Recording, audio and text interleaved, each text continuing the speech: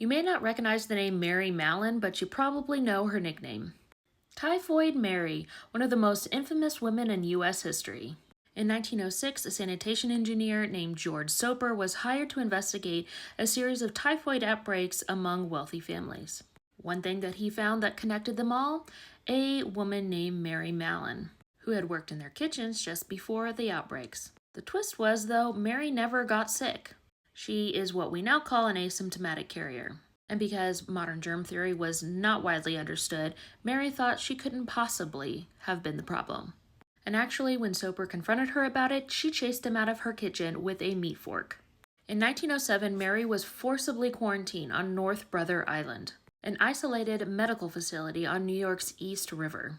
There she was tested, and she tested positive for typhoid. For 3 years, she lived there in isolation. There was only one condition when Mary was finally released: never work as a cook again. But Mary did not listen. She changed her name and went right back to cooking. And in 1915, when another deadly typhoid outbreak happened, guess where the investigators linked it back to? You guessed it, Mary. Unfortunately for Mary, there were no second chances. She was permanently quarantined at North Brothers Island for 23 years, until her death in 1938. And what was Mary's specialty, might you ask? Peach ice cream.